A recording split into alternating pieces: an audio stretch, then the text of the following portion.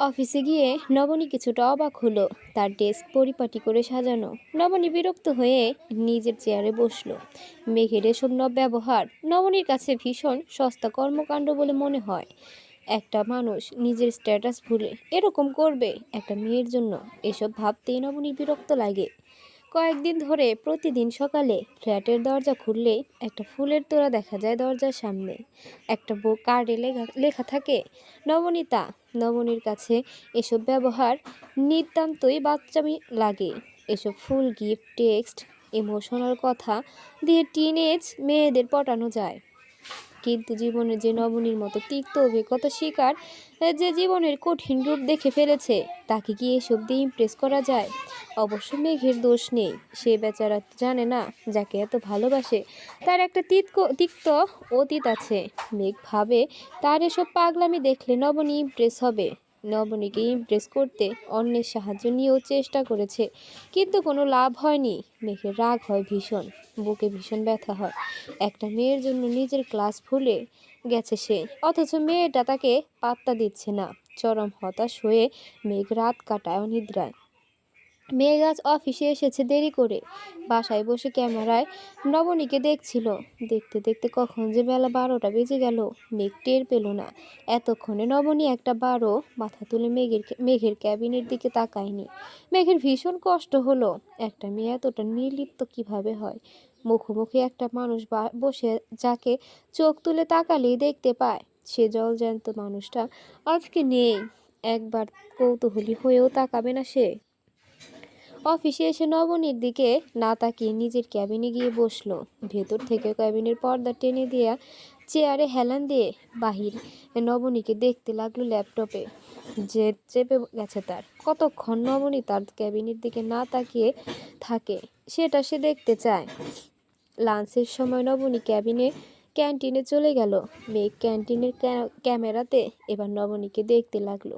পাউরুটি আর ডিম খাচ্ছে নবনী। খাচ্ছে যেন শুধু খাওয়া দরকার তাই বলে। খাবারের প্রতি কোনো আগ্রহ নেই তার মূলত। তামিম বসেছে নবনীর থেকে কিছুটা দূরে। নবনীর দিকে মুখ করে। নিতু বসেছে নবনীকে পেছন করে। খাওয়ার ফাঁকে ফাঁকে তামিমের দৃষ্টি নবনীর দিকে ঘুরে যাচ্ছে। মেঘের প্রেমিক হৃদয় তাতে জ্বলে পড়ে যাচ্ছে। নবনী কোনো মতো খাবার শেষ করে যেন পালিয়ে এলো। এসে নিজের ডেস্কে মাথা গুজে বসে রইল। নিতু আর তামিমের থেকে পালাতেই নবনী তাড়াতাড়ি চলে এসেছে। কি পরম ভালোবাসা নিয়ে নিতু তামিমের জন্য কফি নিয়ে আসে। খাবার সময় পানি ঢেলে দেয়। নবনী তাকাতে চায় না, তবুও তাকিয়ে ফেলে। বুকের ভেতর কাঁপতে থাকে। নিজেকে নিজের গালি দিতে ইচ্ছে করে। মাঝে মাঝে নবনী ভাবে, এইরকম ছোট ছোট যত্ন নবনী করতে জানতো না বলে হয়তো আজ তার জায়গায় নিতু। দাঁতে দাঁত চেপে মেঘ দেখতে লাগলো সব। ভেতরে অভিমানের পাহাড় জমিয়ে রেখেছে। মনে মনে প্রতিজ্ঞা করলো, একবার শুধু তোমাকে পাই, বিশ্বাস করো 24 ঘন্টা তুমি শুধু আমার দিকে তাকিয়ে থাকবে। সন্ধ্যায় অফিস ছুটি। বের হবার জন্য সব গোছাতে যেতে এই প্রথমবারের মতো নবনীর মনে হলো আজকে মেঘ একবারও তাকে ডিস্টার্ব করেনি। কোনো কিছুর অজুহাত দিয়ে ক্যাবিনে ডাকিনি। কাজ দেখিয়ে দেওয়ার জন্য নবনীর পাশে এসে দাঁড়ায়নি। ভাবতে ভাবতে নবনী মেঘের ক্যাবিনের দিকে তাকালো। কতক্ষণ তাকিয়েছিল? বড়জোর 3-4 সেকেন্ড। এতেই ক্যাবিনের ভেতর থেকে মেঘের আনন্দের সীমা রইল না। ভেতরে জমে থাকা সব অভিমান নিমিষে হাওয়া হয়ে গেল। এক পলক তাকাতেই মেঘের মনে হলো তার চাতকের মতো দীর্ঘ অপেক্ষার অবসান ঘটেছে। বাসায় যাবার পথে শিমলা কল দিল নবনীকে। আগামীকাল নীরের জন্মদিন। নবনী মাকে সকাল 7টার মধ্যেই শিমলাদের বাসায় যেতে হবে। নবনী অফিসের কথা বলতে শিমলা বলল, তোমার ছুটি আমি মঞ্জুর করে রেখেছি। প্লিজ প্লিজ না করো না। আমার তেমন কেউ নেই তুমি ছাড়া। খুব ছোট করে আয়োজন করব প্লিজ নবনী। নবনীর ইচ্ছে করলো বলতে যে সে যাবে না, কিন্তু কেন জানি বলতে পারলো না। শিমলা তাকে এত বেশি পছন্দ করে যে নবনীর পক্ষে শিমলার আবদার প্রত্যাখ্যান করা সহজ হলো না। আস্তে করে বলল, ঠিক আছে যাব, তবে প্লিজ আমাকে যাতে কেউ বিরক্ত না করে। শিমলা বুঝতে পারল নবনীর সমস্যা মেঘকে নিয়ে। শিমলা আশ্বস্ত করে বলল, না তেমন কিছু হবে না, তুমি প্লিজ সকালে চলে এসো। আমাকে হেল্প করার মতো কেউ নেই আর। মেহমান আসবে সবাই সন্ধ্যাবেলায়। নবনী ঠিক আছে বলে ফোন রেখে দিল। তারপর একটা বাচ্চাদের খেলনার দোকানে গিয়ে নীরের জন্য কিছু গিফট কিনলো। রাতে মেঘ কল দিল না নবনীকে। নবনী অবাক হলো ভীষণ, মেঘের কল না পেয়ে। সারা রাতে মেঘ একটা টেক্সটও করেনি। নবনী এবার ভীষণ অবাক হলো, সারাদিনও মেঘ নবনীর সাথে কথা বলার চেষ্টা করেনি, এখন রাতেও না। মেঘের কি শরীর খারাপ? আজ অফিসেও এসেছে দেরি করে, কি হয়েছে আজ? তারপর নবনীর মনে হলো হয়তো মোহ কেটে গেছে মেঘের, তাই আর আজ নবনীর সাথে কথা বলতে চাচ্ছে না। 7-5 ভাবতে ভাবতে নবনী ঘুমিয়ে গেল। সকালে উঠে হালকা নাস্তা করে নবনী সিমলার বাসার জন্য রওনা দিল। গেটে গিয়ে ভেতরে প্রবেশ করতে যেতেই নবনী ছোটোখাটো একটা ধাক্কা খেলো, যেন বিশাল প্যান্ডেল খাটানো হয়েছে। এক পাশে ইভেন্ট ম্যানেজমেন্ট থেকে আসা লোকেরা স্টেজ সাজাচ্ছে, মরিচবাতি, বেলুন, রঙিন নেট দিয়ে সব সাজানো হচ্ছে। অন্য পাশে রান্না বান্নার সব গোছানো হচ্ছে। নবনীর মনে হলো ভুল করে সে হয়তো কোনো বিয়ে বাড়িতে ঢুকে পড়েছে। শিমলা যেন নবনীর অপেক্ষায় ছিল। ছুটে এসে নবনীকে জড়িয়ে ধরল শিমলা, তারপর বলল, আমি তোমাকে অনেক মিস করেছি নবনী। নবনীর লজ্জা লাগলো শিমলার এরকম কথায়। কোথায় তার অবস্থান আর কোথায় শিমলার? আজকাল কেউ নবনীকে আপন করতে চাইলে নবনীর ভীষণ ভয় হয়, মনে হয় ঠিকই একদিন তাকে ছেড়ে ফেলে দিবে। শিমলার এই উচ্ছ্বাস দেখে নবনীর আবারও তাই মনে হলো। ঘর পোড়া গরু সিঁদুরে মেঘ দেখলে এমনি ভয় পায় না, এমনি ভয় পায় না। শিমলার সাথে বাসার ভেতর ঢুকে নবনী আর একবার চমকালো। বাসা ভর্তি মেহমান, দেখে মনে হচ্ছে সবাই অভিজাত পরিবারের মানুষ। সেখানে নবনী কিছুই না। এতক্ষণে লজ্জা অস্থিরিতে রূপ নিল। সবাই নবনীর দিকে তাকিয়ে আছে। নবনী এখানে দুজনকে চিনে শুধু, একজন শিমলার মা, আরেকজন শিমলার মামি, মেঘের মা। সেদিন শিমলা রাতে নবনীকে কল দিয়ে বলেছে মেঘের মায়ের কথা। মাসুমা বেগম মুখে ফেস প্যাক দিয়ে, চোখে ওই শশা দিয়ে শটান হয়ে শুয়েছিল। নবনীর নাম শুনতে চোখ থেকে শশা সরিয়ে তাকালেন। টিয়া কালার শাড়ি পরা মেয়েটার দিকে তাকিয়ে মাসুমা বেগমের মন আনন্দে ভরে উঠল। উঠে গিয়ে নবনীকে নিয়ে এলেন তার কাছে। সোফায় জায়গা খালি নেই, কেউ শুয়ে আছে, কেউ বসে আছে। মাসুমা বেগমের পাশে একটা মেয়েও মুখে ফেস প্যাক দিয়ে শুয়েছিল। মাসুমা বেগম খেকিয়ে বললেন, এই মেঘলা, সর এখান থেকে, নবনী এসেছে, ওকে বসতে দে। মেঘলা নামের মেয়েটা চোখ থেকে শশা সরিয়ে নবনীর দিকে তাকালো, তারপর উঠে ফ্লোরে বসলো। মাসুমা বেগম ফিসফিস করে বললেন, আমার মেয়ে মেঘলা, বুঝছো, ভীষণ ভয় পায় আমাকে। নবনী কিছু না বলে মুচকি হাসলো। মাসুমা বেগম দুনিয়ার সব কথা নিয়ে বসলেন। নবনী জিজ্ঞেস করলো, আপনার ছেলে স্বামী ওনারা আসবেন না?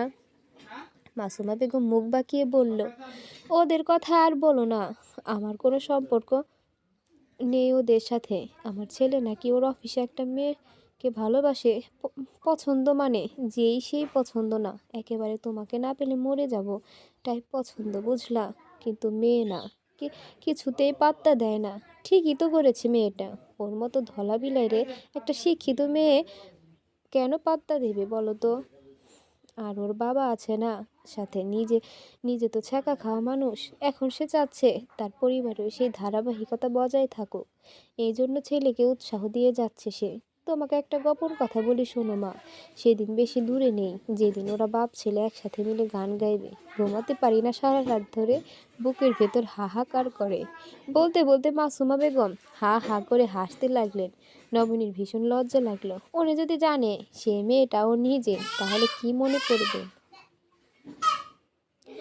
মাসুমা বেগম হাসি থামিয়ে বললেন, শোনো মা, আমার ছেলে হচ্ছে উন্নত প্রজাতির উচ্চশিক্ষিত গাধা। এর মাথায় একবার যেটা ঢুকে সেটা আর বের হয় না। নিজের লক্ষ্য না না পূরণ হওয়া পর্যন্ত বাপের মতো হাল ছাড়ে না। তবে গাধা হলেও মানুষ হিসেবে সে কিন্তু খারাপ নয়। নবনী কিছু বলতে পারলো না। মাসুমা বেগম এবার ফিস করে বলল, এবার তোমাকে আরেকটা সিক্রেট বলি মা, ওই গাধা তো এই প্রেমেই কিছুতেই সফল হতে পারবে না। আমি চক্কর আছি মেয়েটাকে সেটা জানার জন্য। আমি নিজে গিয়ে ওর প্রেমে ভাঙ্গানি দেব। তাহলে ওর বাপ আমারে ছেড় দেয়, অল অল্প কিছু দিনের মধ্যে ওই মেয়ের সাথে ছেলের বিয়ে দিয়ে সে নাকি নাতি নাতনি দেখবে আমাকে নাকি রোহিঙ্গা ক্যাম্পে পাঠিয়ে দেবে। ভাবতে পারছো তুমি এই মাসুমা বেগমকে নিয়ে ওই লোকে এই কথা বলল? আমি যে আমি কি সেই মানুষ? আমি ওই আমিও তাই ঠিক করেছি, নিজের পছন্দের মেয়ের সাথে আমি ছেলেকে বিয়ে দেব। তারপর মেঘের বাবাকে দেখিয়ে দেব আমি মাসুমা বেগম কি চিজ। নবনীর সারা শরীর ঘামতে লাগলো এসব শুনে। কিছুক্ষণ পর শিমলা এসে নবনীকে নিয়ে গেল নাস্তা করার জন্য। নবনী উপরে উঠে শিমলার ঘরের দিকে যাবে, সেই সময় শুনতে পেল কোনো নারী কণ্ঠ বলছে, প্লিজ মেঘ, প্লিজ, তুমি আর কতদিন ঘোরাবি এভাবে? আমি সত্যি পারছি না আর তোকে ছাড়া। এবার একটু আমার দিকে তাকিয়ে দেখ না একবার। বলতে বলতে মেয়েটা হাসি দিতে লাগলো। মেঘ বিরক্ত হয়ে বলল, তোর সাথে প্রেম কোনো মানুষ করবে? সারাদিন হাঁচির উপরে থাকিস, দেখা যাবে বিয়ের পর তোর সাথে আমি একান্ত সময় কাটাতে যাব, সেই সময় তুই হাসতে থাকবি। আমি যাব আমার যাবে মেজাজ বিগড়ে। আমি সহ্য করতে পারবো না রুনা। রুনা কিছুটা দমে গিয়ে বলল, তুই তো জানিস আমার ডাস্ট অ্যালার্জির কথা, এজন্য আমার হাঁচি পায়।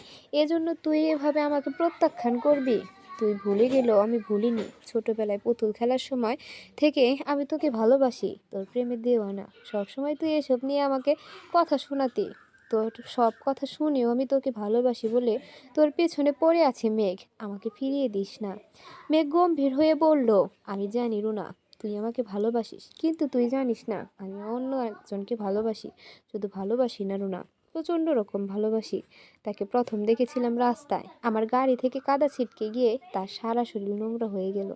লুকিং গ্লাস দিয়ে তাকিয়ে আমার যে কি হলো আমি জানি না। কবিগুরুর মতো আমি ওর চোখের আমার সর্বনাশ দেখতে পেয়েছিলাম, যেই সেই সর্বনাশ না, একেবারে সর্বগ্রাসী সর্বনাশ। ওকে দেখার পর এক সপ্তাহ আমার মাথা ঝিমঝিম শুধু ঝিমঝিম করতো। তারপর থেকে আমার ঘুম হারাম হয়ে গেছে, ইনসমনিয়া হয়ে গেল।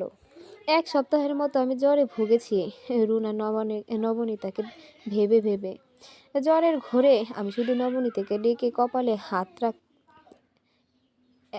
ডেকে গেছি। বারবার মনে হতো নবনী যদি একটা বার আমার কপালে হাত রাখতো তবে আমার জ্বর সেরে যেত। কেউ জানে না মেঘলা ছাড়া, শুধু মেঘলা জানে আমার শরীর কতটা খারাপ হয়ে গেছে। রাত ভোরে মেঘলা আমার মাথায় পানি দিত। লজ্জায় বাবা মাকে এসব বলতে পারিনি, জানতে পারলে ওনারা সবাই কষ্ট পাবে। তুই জানিস না রোনা, আমার মতো এরকম একজন ইগো নিয়ে থাকা মানুষ রাতে বাসায় না এসে নবনীর বাসার সামনে দাঁড়িয়ে থাকি তাকে একবার দেখার জন্য। আমি খেতে পারি না রুনা, ঘুমাতে পারি না। আমার চোখের নিচে তাকিয়ে দেখ, কালি পড়ে আছে। আমার কাছে ধ্যান জ্ঞান সব হয়ে গেল নবনীতা। আমি স্যাঁচরা ছেলেদের মতো ওকে কল দিয়ে মেসেজ দিয়েও ডিস্টার্ব করতে থাকি। ভালোবাসা মনে হয় এরকমই রোনা। আমি মনে হয় পাগল হয়ে গেছি রোনা। নবনীতাকে না পেলে আমি একেবারে পাগল হয়ে যাব। আমার অফিসের কাজে মন বসে না, নবনীতা ছাড়া আর কিছু মাথায় ঢুকে না। আমার বন্ধুরা আমাকে নিয়ে হাসাহাসি করে না, ওরা আমাকে ডেকে চণ্ডীদাস বলে। আমি ওসব গায়ে মাখি না, যার যা ইচ্ছা বলুক, তবুও আমার নবনীতাকে চাই। প্রেমে পড়লে মানুষ আর তার স্বাভাবিক চিন্তা ভাবনাও হারিয়ে ফেলে, লোকলজ্জা ভুলে যায়। আমিও সব ভুলে গেছি। আমি তোর ভালোবাসা বুঝতে পেরেছি। আশা করছি তুইও আর কখনো আমাকে এসব নিয়ে কথা বলতে আসবি না। আমি তোর আবেগকে সম্মান করি, তুই আমার ফুফাতো বোন। সেই সম্পর্ক আজীবন অটুট থাকুক, এর বাহিরে আর কিছু মনে রাখিস না। নবনী সারা শরীর থরথর করে কাঁপতে লাগলো। শিমলা নবনীকে আসতে না দেখে আবারও নিচের দিকে যাচ্ছিল। সিঁড়ির উপরে দেখলো নবনী দাঁড়িয়ে আছে অপ্রস্তুত হয়ে। শিমলার কাছে গিয়ে জিজ্ঞেস করলো, কোনো সমস্যা নবনী? নবনী মাথা নেড়ে বলল, না বলুন, না চলুন। নবনী নুডলস নিয়ে ঘাটাঘাটি করছিল, সেই সময় মেঘলা এলো ওপরে। নবনীর পাশে বেশি শশা খেতে খেতে বলল, ভাবি আমি জানি তুমি যে আমার ভাইয়ের পছন্দ করা সেই মেয়ে, শুধু মা জানে না। ভয় পেও না মাকে, আমি কিছু বলবো না।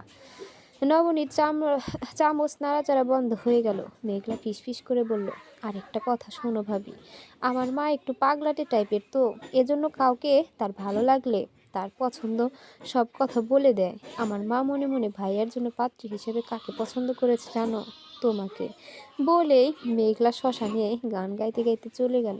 নবনীর মেরুদণ্ড বেয়ে একটা শীতল স্রোত নেমে গেল। নবনী হতবিহ্বল হয়ে বসে আছে। সেই মুহূর্তে মাসুমা বেগম এলেন, নবনীর পাশে বসলেন। বসে বললেন, ঘটনা না তো একটা ঘটে গেছে। আমার গাধাটা নাকি আজকে সন্ধ্যায় গান গাইবে নীরের জন্মদিন উপলক্ষে।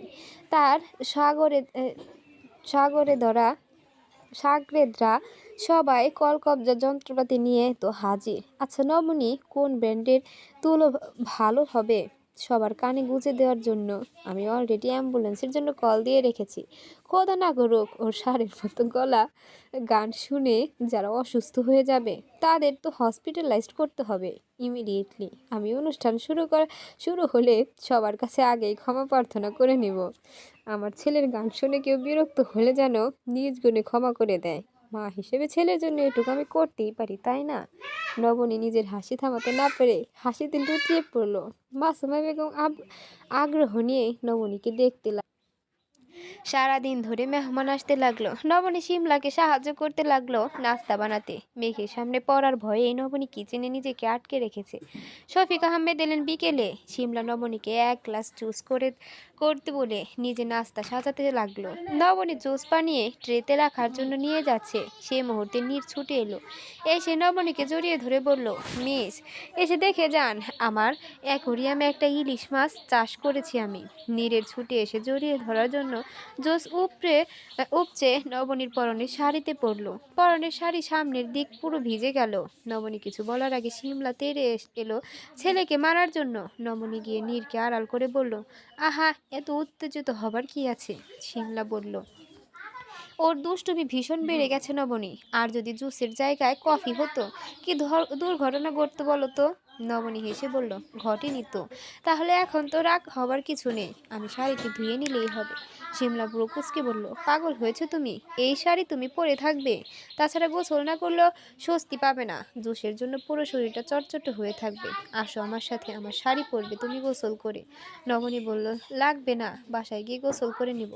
এখন এটা ধুয়ে পড়লেই হবে। শিমলা মুখ কালো করে বলল, ভয় পেও না, আমার কোনো ছোঁয়াচে রোগ নেই, আমি সম্পূর্ণ ফিট। আমার মেডিকেল রিপোর্ট তোমাকে দেখাতে পারি। তাও যদি তোমার অস্বস্তি হয় বলো, আমি নতুন শাড়ি কিনে আনবো তোমার জন্য। নবনী লজ্জা পেল ভীষণ। শিমলার হাত চেপে ধরে বলল, ছি, কি বলছেন এসব? আমি কি এসব ভেবে বলছি নাকি? আচ্ছা দিন, আপনার শাড়ি পরবো। শিমলা খুশি হয়ে নবনীকে নিয়ে গেল নিজের রুমের দিকে। নবনী আর চোখে চারদিকে তাকিয়ে দেখলো মেঘকে কোথাও দেখা যাচ্ছে না। এখন পর্যন্ত নবনী মেঘের সামনে পড়েনি। সকালে মেঘের বলা কথাগুলো শোনার পর থেকে নবনীর ভীষণ লজ্জা লাগছে। মেঘের সামনে যেতে নিজেকে ভীষণ তুচ্ছ মনে হচ্ছে। তার জন্য কখনো কেউ এভাবে কষ্ট পাবে তা নবনী কখনো ভাবেনি। কিন্তু তার পক্ষেও তো সম্ভব না এরকম কিছু মেনে নেওয়া। একবার আঘাত পাওয়ার পর থেকে নবনী বিশ্বাস করে সম্পর্ক হতে হয় সমানে সমানে। উঁচু আর নিচুতে কখনো সম্পর্ক টিকে থাকে না। সেখানে মেঘ হচ্ছে দূর আকাশের চাঁদ। সে বামুন হয়ে চাঁদের দিকে তাকানোর সাহস পায় না। হাত বাড়ানোর তো পরের কথা। তাছাড়া তার পোড়া অতীতের কথা জানতে পারলে মেঘের মনে এই ভালোবাসা থাকবে না। ভাবতে ভাবতে শিমলার রুমে চলে গেল। শিমলা আলমারি খুলে বলল, তোমার যেটা ভালো লাগে সেটা নাও। নবনী হেসে বলল, আপনি পছন্দ করে দিন না। শিমলা কিছুক্ষণ ভেবে একটা ল্যাভেন্ডার কালার শাড়ি বের করে দিল। মেঘের প্রিয় রং ল্যাভেন্ডার কালার। আজকের অনুষ্ঠানের জন্য মেঘ আর নীল ম্যাচিং করে পাঞ্জাবি এনেছে ল্যাভেন্ডার কালারের। শিমলা নবনীকে শাড়ি, ব্লাউজ, পেটিকোট সব দিয়ে ওয়াশরুম দেখিয়ে দিল। নবনী ওয়াশরুমে ঢুকে আয়নার সামনে গিয়ে দাঁড়ালো।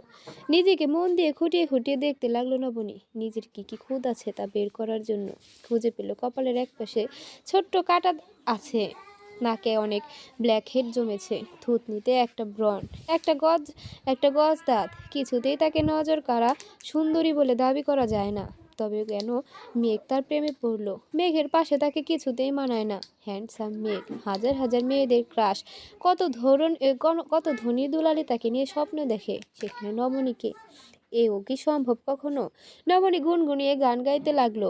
মেঘ এসেছে শিমলার রুমে ড্রেস চেঞ্জ করতে। পরনের কাপড় বদলে পাঞ্জাবি পরে নিল।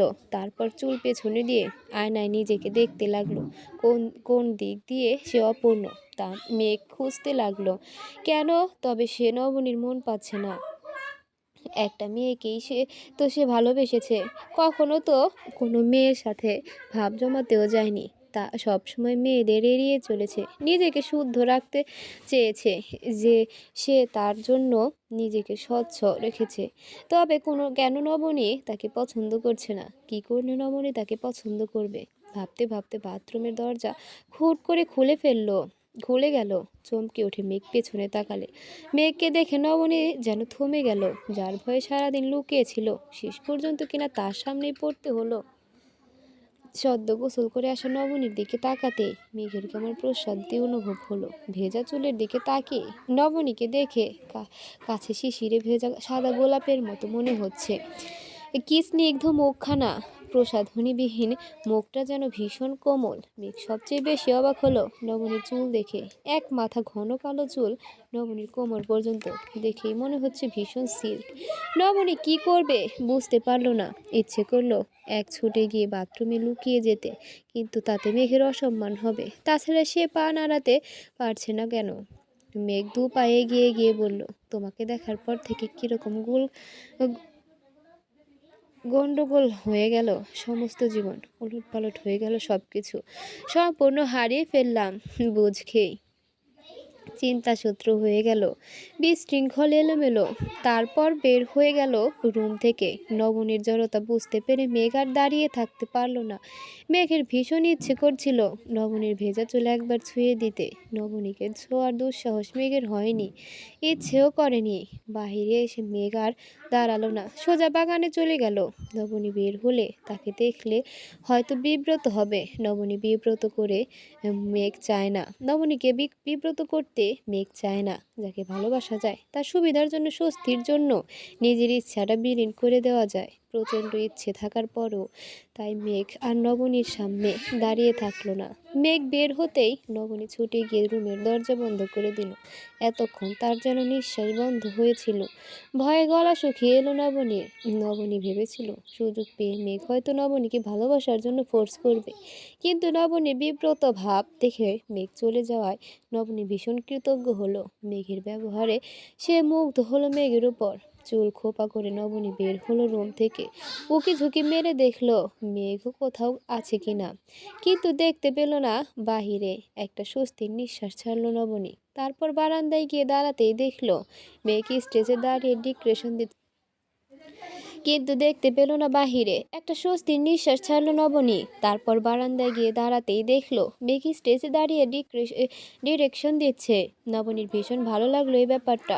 প্রথমবারের মতো নবনীর মনে হলো যতটা খারাপ ভেবেছে সে, লোকটা ততটাও খারাপ নয়। নবনীর আর সিমলার ঘর থেকে বের হলো না বাকি সময়। সন্ধ্যায় কেক কাটার পর গানের অনুষ্ঠান শুরু হলো। নবনী কোণের একটা চেয়ারে বসে রইল। কিছুক্ষণ পর নবনী চমকে গেল। পুরো বাগান মানুষে ভর্তি হয়ে যেতে দেখে। মেঘের গান শুনতে হাজারও বেশি মানুষ এসেছে। নবনী ভীষণ অবাক হলো। মেঘলা এসে নবনীর পাশে বসলো। অবাক হচ্ছ ভাবি? ভাইয়া এক সময় ভীষণ ভালো গান গাইতো, নিজে একটা দলও গঠন করেছে, তারপর নিজে এই গান ছেড়ে দিয়েছে, শুধু আজকে তোমার জন্য গাইবে। নবনী ভীষণ লজ্জা পেল। কারো কাছে সে এতটাই স্পেশাল হবে কখনো সে ভাবেনি। মেঘ স্টেজে ওঠে দাঁড়াতেই সবাই চিৎকার করে উঠল। হাত তুলে মেঘ সবাইকে থামতে বলল।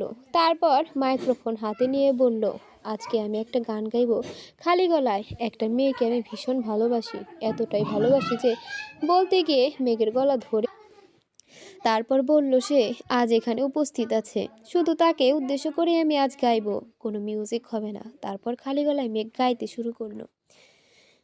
ঢেকে রাখে যেমন কুসুম পাপড়ির আবডালে ফসলের ঘুম, ঢেকে রাখে যেমন কুসুম পাপড়ির আবডালে ফসলের ঘুম, তেমনি তোমার নিবিড় চলা মরমের মূল পথ ধরে, ভিতরে বাহিরে অন্তরে অন্তরে আছো তুমি হৃদয় জুড়ে, আমার ভেতরে বাহিরে অন্তরে অন্তরে আছো তুমি হৃদয় জুড়ে। ভালো আছি ভালো থেকো, আকাশের ঠিকানায় চিঠি লিখো, ভালো আছি ভালো থেকো, আকাশের ঠিকানায় চিঠি লিখো, দিও তোমার মালাখানি বাউলের মনটারে, আমার ভিতর বাহির অন্তরে অন্তরে আছো তুমি হৃদয় জুড়ে।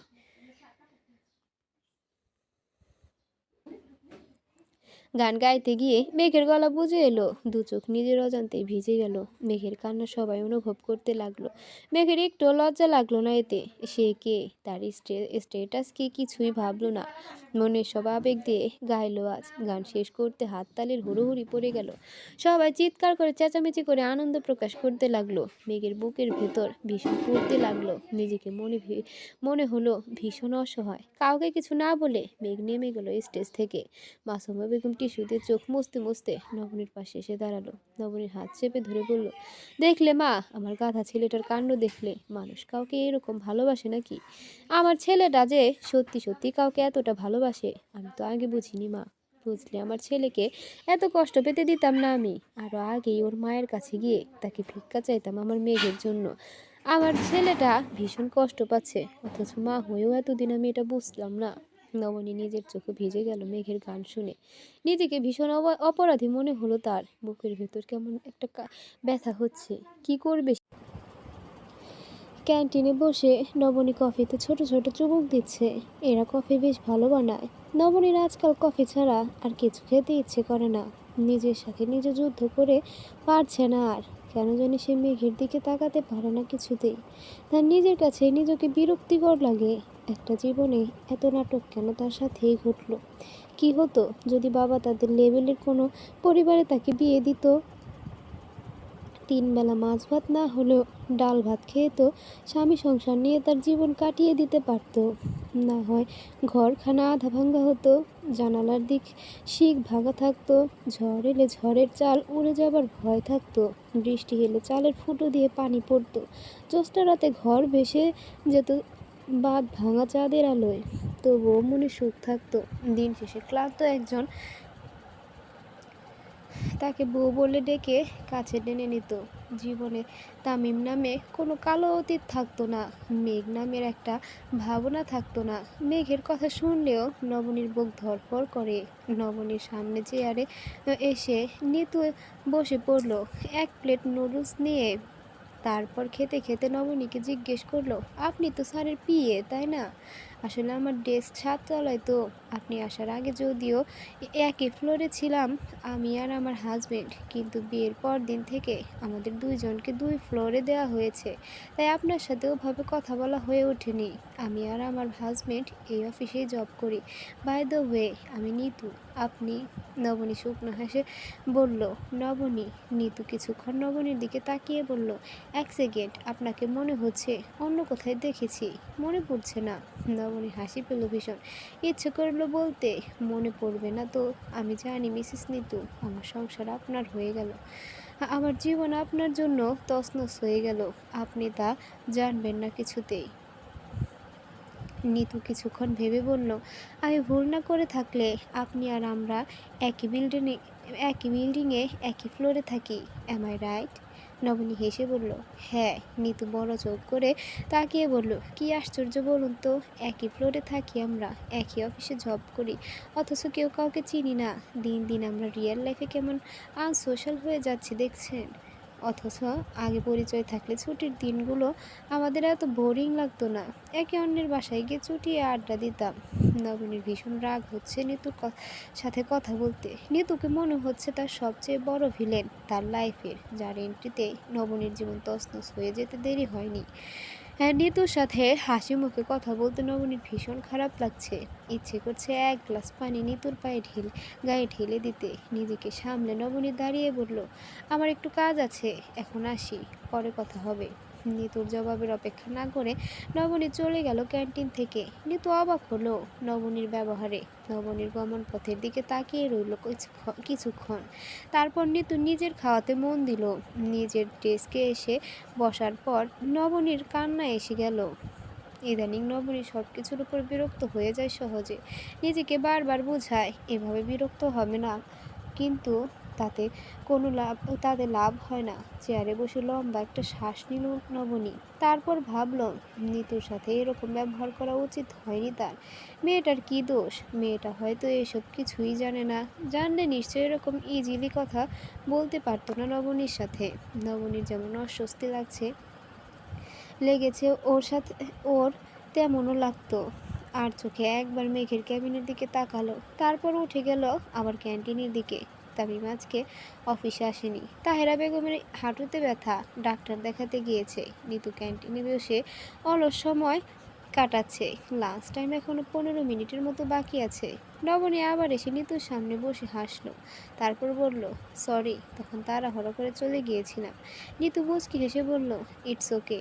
আপনি এর আগে কোথাও জব করেছেন নাকি এটাই ফার্স্ট? নবনী হেসে বলল, না, এটাই ফার্স্ট আমার। নিতু বলল, আপনার লাক ভীষণ ভালো বলতে হবে তাহলে। নবনী কিছুক্ষণ নিতুর দিকে তাকিয়ে বলল, আপনার চাইতে ভালো হতে পারেনি। নিতু বুঝতে পারল না, আবার জিজ্ঞেস করতে নবনী নিজেকে সামনে নিয়ে বলল, এই যে কি সুন্দর স্বামী স্ত্রী একই অফিসে জব করেন, এক একই সাথে আসা যাওয়া করতে পারেন, তাই বলছি। নিতু হাসলো শুনে, তারপর বলল, সেটা ঠিক বলেছেন, তবে কি জানেন, আমরা তাই ভাবি যা বাহিরে দেখি, ভেতরে কার কি হচ্ছে আমরা তা জানি না তো, তাই বুঝি না কার বুকে কি আগুন জ্বলছে। নবনী চমকালো এই কথাগুলো শুনে, অবাক হয়ে জিজ্ঞেস করলো, বুঝলাম না। নিতু হেসে বলল, আসলে ঠিকই বুঝেছেন। নিতু বিশ্বাস করতে পারছেন না মনে হয়। যাই হোক, আপনার সাথে কথা বলে ভীষণ ভালো লাগলো। নবনীও হেসে বিদায় নিয়ে চলে এলো। লাঞ্চ টাইম শেষ হয়ে যাওয়ায় শুক্রবার বিকেলে নবনী রাবিয়া বেগমের বানানো সবগুলো কাঁথার ছবি তুলল। সর্বমোট 18টা কাঁথা হয়েছে, এটা বিভিন্ন রঙের, বিভিন্ন ডিজাইনের। ঘরের ভিতর ছবি ভালো আসছে না দেখে সাব্বির বলল, চলো আপা ছাদে যাই, ওখানে ছবি তুলব। অনলাইনে বিজনেস করার জন্য এই ছবি তোলার ব্যাপারটা কিন্তু সবচেয়ে গুরুত্বপূর্ণ। ছবি আর বাস্তবে 19-20 পার্থক্য হলে তবুও মানা যায়, কিন্তু 16-20 হলে কিন্তু কেউ মেনে নেবে না। রাবেয়া বেগম বললেন, চল তো মা, ছাদটা কেমন দেখি নাই তো কোনোদিন, আজ একটু দেখি। ভাই বোন সবাই মিলে হই হল্লা করে ছাদের দিকে গেল। কাঁথা শীতল পাটি নিয়ে রঙিন স্টোন নিয়ে সবাই ছাদের দিকে গেল। ছাদে গিয়ে দেখে বিল্ডিংয়ের সব মহিলাই ছাদে আছে।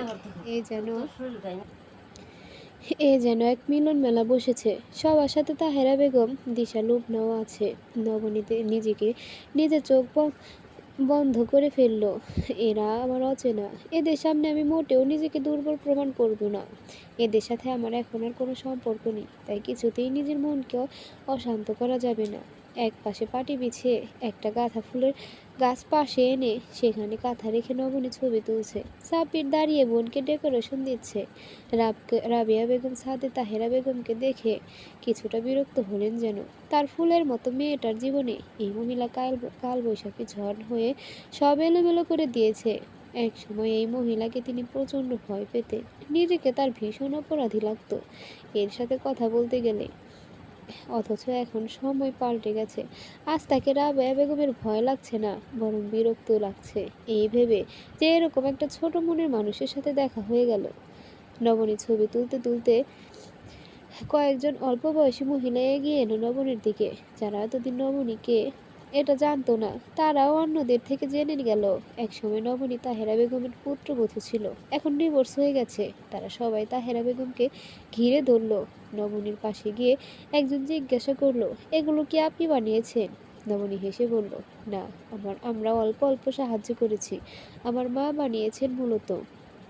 অন্য একজন জিজ্ঞেস করলো, কি করবেন এত কথা? নবনী হেসে বলল, সেল করব। মহিলাদের মধ্যে ফিস ফিস শুরু হয়ে গেল। প্রায় 5-10 মিনিট ফিস ফিস করার পর একজন বলল, আমরা 3জন 3টি কাঁথা নিতে চাই। 3টা বলল, সেখানে নবনীর 4টা কাঁথা বিক্রি হয়ে গেল। তাহেরা বেগম বিষ দৃষ্টিতে তাকিয়ে রইলেন নবনীর দিকে। এই নবনীকে তার ভীষণ অচেনা লাগছে। আত্মবিশ্বাসে ভরপুর এই নবনী তো তার ছেলের বউ ছিল না। নবনী টাকা মায়ের হাতে তুলে দিয়ে বলল, তোমার প্রথম উপার্জনের টাকা মা। রাবিয়া বেগম চমকে গেলেন। সামান্য একটা কথা, অথচ শুনেই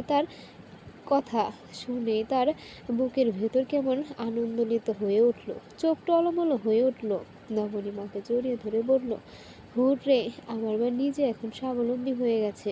নবনী বাসায় এসে সবগুলো ছবি বিভিন্ন গ্রুপে শেয়ার করলো, তারপর সোজা হয়ে বিছানায় শুয়ে পড়লো। সন্ধ্যায় নিতু এলো নবনীদের বাসায়। দরজা খুলে দিল সাব্বির। নিতুকে দেখে সাব্বিরের মুখ কালো হয়ে গেল। নিতু হেসে জিজ্ঞেস করলো, কেমন আছো নবনী? কেমন আছো? নবনী কোথায়? সাব্বির ইশারায় নবনীর রুম দেখিয়ে দিল। তারপর নিজের রুমে ঢুকে গেল। নিতু কিছুটা অবাক হলো এরকম ব্যবহারে। তারপর নবনীর রুমের দিকে গেল। নবনীর মা বোন সবাই মিলে গল্প করছে।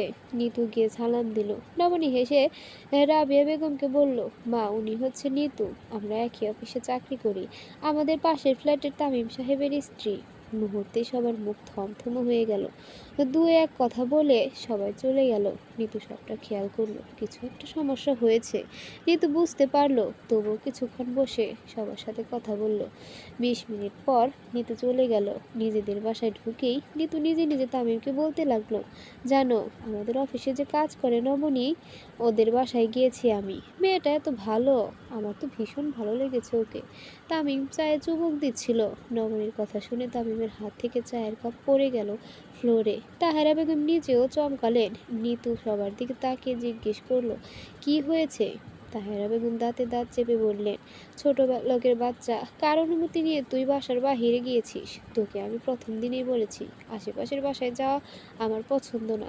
নিতু হেসে বলল, আমি ছোট লোকের বাচ্চা না, বরং আপনি হলেন ফালতু মহিলা, যিনি কিনা নিজে সবার বাসায় গিয়ে মানুষের কাছে নিজের পুত্রবধূর বদনাম করেন, নিজেকে সবার কাছে অসহায় সহজ সরল প্রমাণ করতে চান। প্রতিদিন অফিসে যাওয়া আসার সময় আশেপাশে সব মানুষের সাথে কথা আমার কানে আসে। মূলত ওদের কথা শুনতে আমি সিঁড়ি দিয়ে আসা যাওয়া করি। তারপর নিজের রুমে চলে গেল নিতু। তা আমি মায়ের দিকে তাকিয়ে বলল, এসব মোটেও ভালো কাজ করনি তুমি মা, সহ্যের একটা সীমা থাকে, মনে রেখো। আমি চলে যেতে তাহেরা বেগম বিলাপ শুরু করলেন, ছেলে বউয়ের গোলাম হয়ে গেছে, তাকে 2 পয়সার দাম দেয় না, এসব বলে কাঁদতে লাগলেন। নিতু বিছানায় শুয়ে দুইয়ে দুয়ে চার মেলাতে লাগলো। তবুও খটকা রয়েই গেল যেন। গত 1 সপ্তাহ ধরে মেঘ নিয়মিত নবনীদের বাসায় আসা যাওয়া করে। ব্যাপারটা অবিশ্বাস্য হলেও সত্য। প্রথম দিন সকালে বাসার কলিং বেল বাজতেই নবনী গিয়ে দরজা খুলে দিল। মেঘকে দেখতেই নবনীর হার্টবিট এতটা বেড়ে গেল যে নবনীর মনে হলো বুকের পিঞ্জিরা থেকে হাড় বুঝে এখনই চুপ করে বের হয়ে যাবে। গায়ে একটা নর্মাল টি শার্ট, একটা গ্রে কালার প্যান্ট পরা মেঘকে দেখে কিছুতেই বোঝার উপায় নেই এই ছেলে কোনো অফিসের বস। নবনী ভাবল, চোখে ভুল দেখছে সে, তাই মুখের ওপর দরজা বন্ধ করে দিতে যেতেই মেঘ এক পা ভেতরে ঢুকিয়ে দিল। নবনী দরজা বন্ধ করতে যেতেই মেঘ মৃদু আর্তনাতে করে উঠল। নবনী ভীষণ চমকে গেল। মেঘ মুচকি হেসে সালাম দিয়ে বলল, আমি ফাল্গুনী আর চৈতালির টিউটর। নবনী হতভম্ব হয়ে তাকিয়ে রইল। হাসেমানি রুম থেকে বের হয়ে মেঘকে দেখে বুকে জড়িয়ে ধরে বলল, এই স্যারে আজ থেকে ফাল্গুনী আর চৈতালিরে পড়াইব রে মা। নবনীর চোখ মুখ শক্ত করে জিজ্ঞেস করলো, কে ঠিক করেছে বাবা? হাসিমারি হেসে বলল, আর কইস না মা, তোরে তো কাল কইতে পারি নাই। কাল আমি ওগো স্কুলে গেছি না, তখন ওগো স্কুলের স্যাররা ওনারে ঠিক কইরা দিছে। নবনী জিজ্ঞেস করলো, কোনো কথা ঠিক কেন ঠিক করে দিছে ওনাকে? হাসিমালি বলল, ও এক সময় ওই স্কুলে পড়ছে, পোলাটার অবস্থা আমাকে মতোই আসছিল, ফ্রিতে স্কুলের স্যাররা পড়াইছে, এখন নিজে চাকরি করে, বাপ মা নাই, নিজের স্কুলে আইসা স্যারকে কইছে সেও কাউরে সাহায্য করবার চায়। স্যাররা আমাকে ফাল্গুনি চৈতানির লাগে ঠিক করছে ওরে। গতকাল আমারে যাইতে কইছে স্কুলে, আমি গেছি আর স্যাররা কইলো এই স্যারে আমার 2 মাইয়ারে ফি পড়াইব। দেখলাম এরকম আরও কয়েকজন আছে স্কুলে, পোলা মাইয়াকে ফ্রিতে পড়ানোর লাইগা। মানুষের মন কত বিশাল, তা কয় কাল স্কুলে না গেলে বুঝতাম না রে মা। কত পোলারে দেখলাম কাল ফ্রিতে পড়ানোর লাইগা আইসা বইসা রইছে। ভালো মানুষ এখনো আছে এই দুনিয়ায়। নবনী ভ্রু কুঁচকে তাকালো মেঘের দিকে, বিড়বিড় করে কিছু একটা বলল, কেউ বুঝলো না। নবনী নিজের রুমে গিয়ে শটান হয়ে শুয়ে পড়লো। মাথা তার এলোমেলো লাগছে। নীরের জন্মদিনের পর থেকে নবনীর মেঘের দিকে ভুল করেও তাকায় না। সিম কার্ড চেঞ্জ করে ফেলেছে, লাঞ্চ ওভারে ক্যান্টিনে বসে থাকে। মেঘের দিকে তাকালেই নবনীর ভীষণ কষ্ট হয়, বুকের ভিতর কেঁপে ওঠে, দ্বিধায় পড়ে যায়। আজকাল নবনী নিজের মনকে বুঝতে পারে না। নীরের জন্মদিন ছিল 4 মাস আগে। এই 4 মাস ধরে নবনী নিজের সাথে নিজে প্রতিনিয়ত যুদ্ধ করে যাচ্ছে। এখন আর তামিমকে দেখলে মোটেও জ্বালাপোড়া অনুভব হয় না। বরং নিতুর সাথে বেশ ভালো একটা সম্পর্ক হয়ে গেছে। এখন জীবনে একটাই সমস্যা, মেঘ। মেঘের কাছ থেকে নবনী তাই লুকিয়ে বেড়াতে চায়। বারবার মনে হয় সরাসরি তাকালেই বুঝি মেঘ বুঝে যাবে নবনীর বুকের ভিতর জমে থাকা এতটা কষ্টের পাহাড় মেঘের কাছাকাছি থাকলে গলে যেতে চায়। বুকের ভেতর বসন্তের বাতাস বইতে চায়। প্রাণপণ চেষ্টা করে নবনী সেই বাতাসকে থামিয়ে দেয়। ধরা দিতে চায় না কিছুতেই নবনী। হাসেম আলী নবনীর রুমের সামনে এসে দরজা নক করলেন। নবনী উঠে বসে বাবাকে ভেতরে আসতে বলল। হাসেম আলী মেয়ের বিছানার পাশে দাঁড়িয়ে বলল, ছেলেটার জন্য একটু নাস্তার ব্যবস্থা করতে যদি। নবনী বাবার দিকে তাকিয়ে বলল, কি দরকার ছিল বাবা টিউটর রাখার? আমি অথবা সাব্বির কি ওদের পড়াতে পারতাম না? নাকি আমরা পড়াই না? হাসেম আলী বললেন, কি বলিস মা? স্কুলের এত বড় বড় মানুষের সামনে আমি কি যে কমু যে না আমি রাজি না আমি রাজি না। সব বাপ মায়েরা দেখলাম হাসি মুখে রাজি হয়ে গেছে, আমি সেখানে কেমনে না করি? আমি মূর্খ মানুষ, কি এত বড় বড় মানুষের লগে কথা কইতে পারি? নবনী আর কথা না বাড়িয়ে কিচেন রুমে চলে গেল। হাসেম আলী বুঝতে পারলেন মেয়ে কেন কোনো কারণে রেগে আছে। মেয়ের পিছনে পিছনে গিয়ে হাসেম আলী বললেন, রাগ করছস মা? রাগ করিস না, শুন মা, আমার আসলে খারাপ লাগছে যখন শুনছি পোলাডার বাপ মা নাই। বাপ মা মরা পোলাডার লাইগা আমার এত মায়া লাগছে। মেসে থাকে, আত্মীয় স্বজন নাই, যাওনের জায়গা নাই। শুই না আমার কলিজা কাইপা উঠছে। এতিম পোলাডার মুখের দিকে তাকাইয়া আমার যে কেমন লাগছে। আমিও তো এতিম ছিলাম রে মা, মা মরছে আমারে ছোট রাইখা। নবনী বাবার সাথে তর্ক করলো না। বাবার মন খারাপ হয়ে যাবে বলে নবনী কথা বাড়ালো না। নবনী মেঘের জন্য এক মগ কফি আর এক প্লেট নাস্তা নিয়ে ফাল্গুনীদের রুমে চলে গেল। হাসেম আলী সেখানেই বিছানার এক পাশে বসেছিল। মেঘ নবনীর হাতের রান্না বুঝতে পেরে গ্রগ্রাসে খেয়ে নিল। হাসেম আলী মুগ্ধ হয়ে তাকিয়ে রইলেন মেঘের দিকে। নবনীর পিছু পিছু এসে বললেন, দেখলি মা, পোলালা মনে হয় গত রাতেও কিছু খায় নাই। ভীষণ খিদা ছিল পেটে মনে হয়। শুন মা, এখন থেকে প্রত্যেক দিন পোলাডারে নাস্তা দিস। মাঝে মাঝে ভালো কিছু রান্না হলে তোর মায়ের কমু পোলাডারে ভাত খাওয়াইতে। নবনী বিরক্ত হয়ে বলল, তোমার যেমন ভালো লাগে করো বাবা। হাসিম আলী মেয়ের রাগ বুঝতে পেরে বললেন, রাগ কইরা আসোস এখনো? আমার মনে অভিজিও তো এতিম ছিল, নবজি কইছে এতিমরে মায়া করতে। নবনীর ইচ্ছে করলো চিৎকার করে বলে দিতে সব কিছু সব কিছু, কিন্তু বলতে পারলো না বাবার ইমোশন দেখে। নবনী নিজের রুমে গিয়ে বসে রইল। রাবেয়া বেগম রান্নার জন্য তরকারি কাটছেন। হাসিম আলী রাবেয়ার পাশে বসে বলল, মেয়েটা এরকম রাগ কইরা আছে কেন কও তো? রাবেয়া বেগম কয়েকদিন ধরে লক্ষ্য করছেন মেয়ের মন খারাপ, কিছু নিয়ে মেয়ে চিন্তায় আছে। তিনি বুঝতে পারছেন, আগ বাড়িয়ে কিছু জিজ্ঞেস করছেন না। নিজে মেয়ে বড় হয়েছে এখন, ভালো মন্দ বুঝে। নিজ থেকে কিছু জিজ্ঞেস করে মেয়েকে বিব্রত করতে তার লজ্জা লাগছে। আমার মেয়ে কোনো সমস্যায় আছে কিনা তাও বুঝতে পারছে না। হাসিম আলী স্ত্রীর দিকে তাকিয়ে বলল, কি হইল তোমার? রাবেয়া বেগম, মেয়েটার মনে হয় মন খারাপ কোনো কারণে।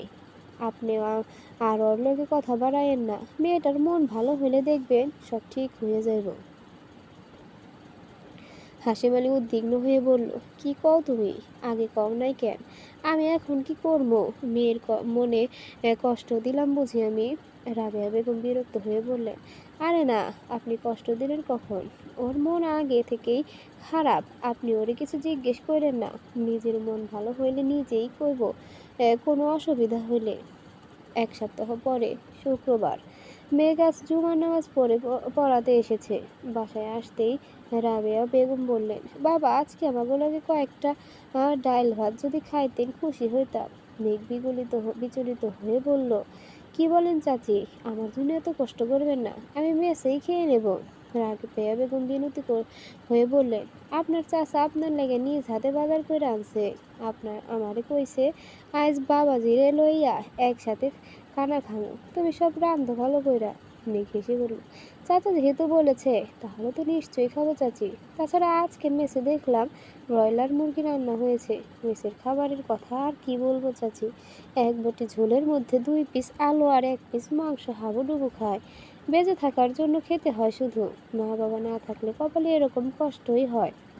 রাবেয়া বেগমের চোখে পানি চলে এলো মেঘের কথা শুনে। আসলে চোখ মুছে নবনীর রুমে এসে বললেন, আরে ছেলেটার কত কষ্ট রে মা। দুনিয়ায় মানুষের আল্লাহ মানুষের এত কষ্ট দিল কেন?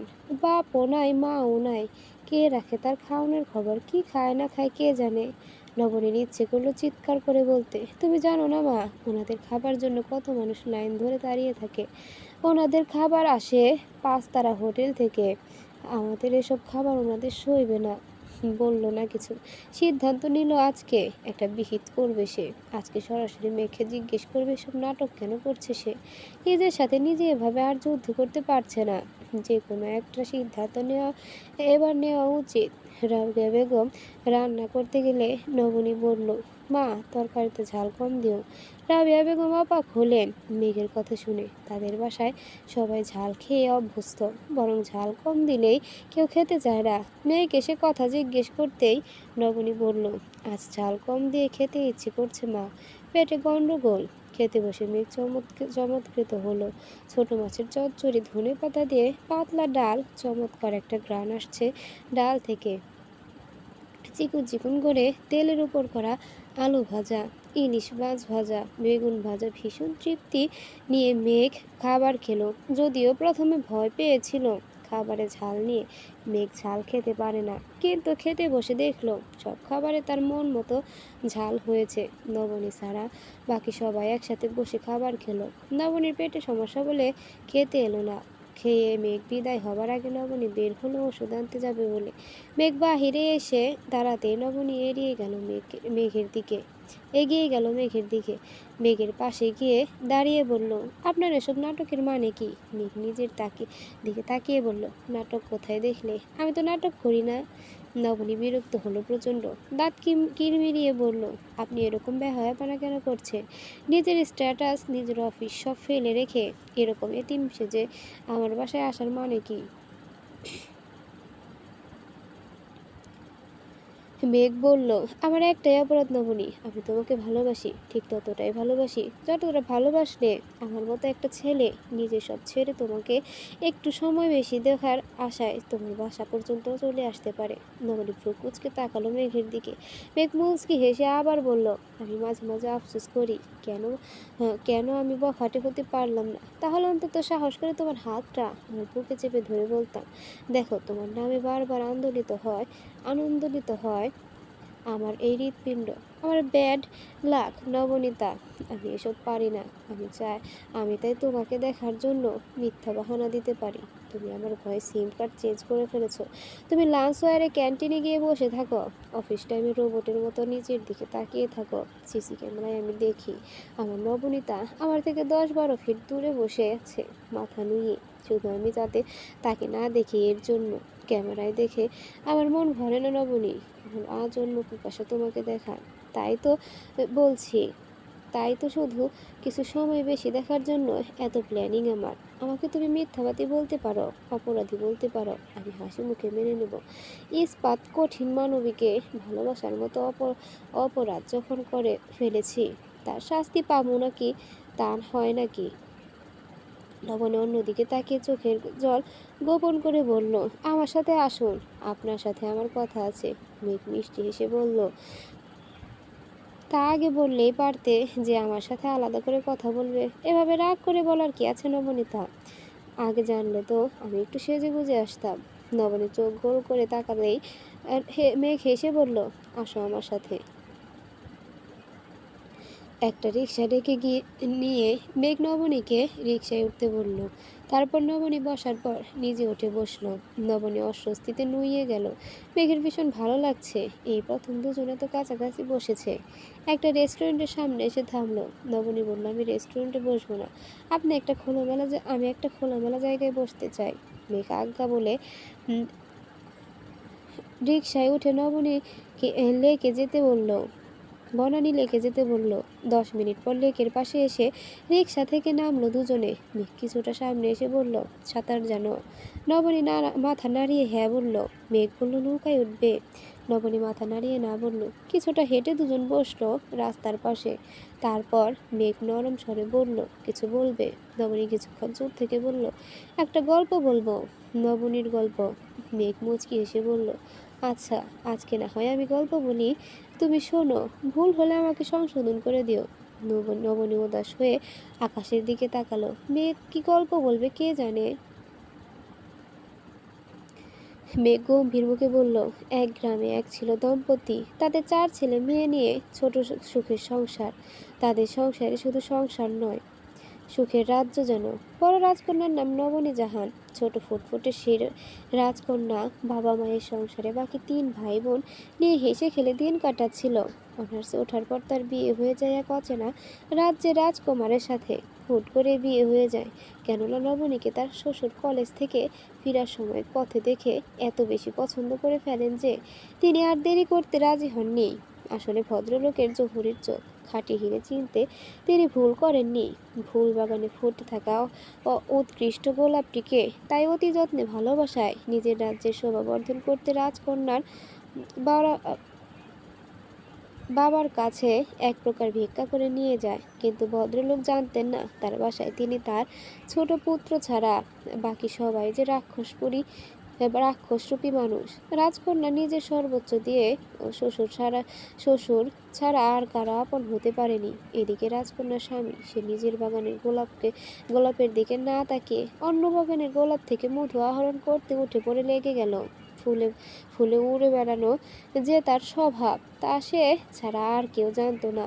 এজন্যই নিজের বাগানের ফুলটি তার কাছে বিবর্ণ লাগতে লাগলো। তারপর একটা সময় আসে যখন রাজকন্যা জেনে যায় সে আসলে নিজের সব দিয়ে রাজকুমারকে আপন করতে পারেনি। আত্মমর্যাদা সম্পন্ন রাজকন্যা তখনই সিদ্ধান্ত নিল, সব অবহেলা সহ্য করে নিলেও এই অবহেলা সে সইবে না। তারপর তার বিচ্ছেদ হয়ে যায়। রাজকন্যা তারপর থেকে নিজেকে গড়ে তোলার জন্য এক অদম্য মনোবল নিয়ে শহরে আসে। পুরো পরিবার নিয়ে সেই শহরে আসে যেখানে তার একটা সুখের স্বপ্ন দাফন করে শূন্য হাতে ফিরে গিয়েছিল।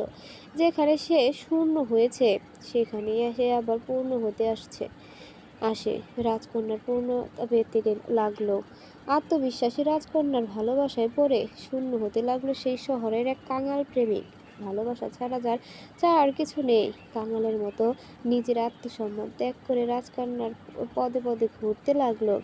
কে জানে, হয়তো একদিন রাজকন্যার মনে দয়া হবে। পৃথিবীতে কত অদ্ভুত ঘটনা ঘটে।